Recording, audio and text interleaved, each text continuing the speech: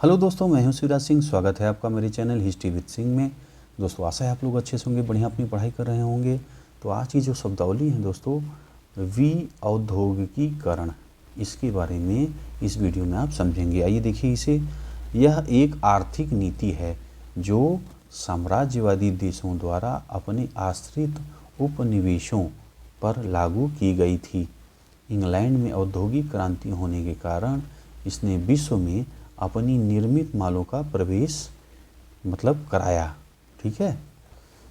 और देखिए, इसमें कच्चे मालों का आयात तथा निर्मित मालों का निर्यात करना मुख्य उद्देश्य होता था। ठीक है। कच्चे माल, जैसे अब जिस देश पे कब्जा किया है वहाँ से कच्चा माल ज़्यादा से ज़्यादा पाए और अपने मालों को जो है ज़्यादा से ज़्यादा निर्यात करे, बेचे। ठीक है, यही इसका उद्देश्य होता है। अपने मशीन निर्मित मालों को भारतीय बाज़ारों में प्रवेश कराने के लिए कई सहायक नीतियों को भी लागू किया जो है इसने किया था। ठीक है। अब ये अपनी मशीन से बनाता था, जैसे आपने देखा कि ईस्ट इंडिया कंपनी का शासन था और उसके बाद ब्रिटिश जो है शासन आपने देखा।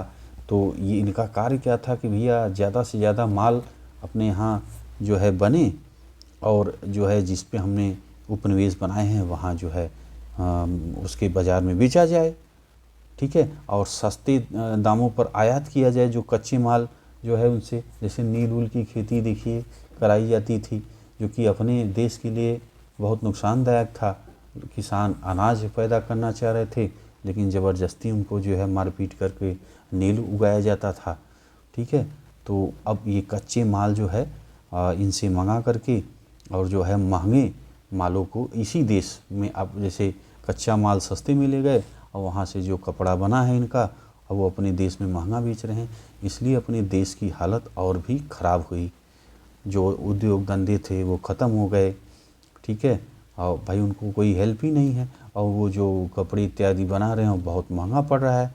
और ये जो ब्रिटेन से आ रहा है ये फैक्ट्री बना रही है और इनका जो सिस्टम था कि कर इत्यादि बहुत ज़्यादा लगाए थे, तो भारतीय बाहर बेच नहीं पा रहे थे, उनका सामान बहुत महंगा पड़ रहा था।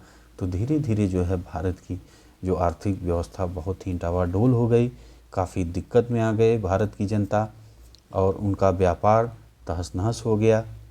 ठीक है। आगे देखिए, विदेशी मालों पर अधिक कर लगाना जिसका सीधा प्रभाव उत्पादन पर पड़ा। अब देखिए, कर मैंने अभी आपसे बताया कि भाई जब टैक्स लगा दे रहे हैं ज़्यादा से ज़्यादा तो महंगा पड़ ही जाएगा।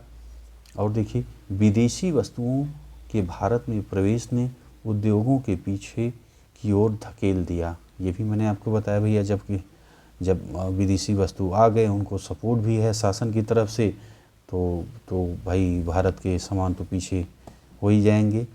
आगे देखिए, उद्योग नष्ट हो गए, ये भी मैंने आपको बताया, तथा उसकी जगह नवीन उद्योग ने ले पाए।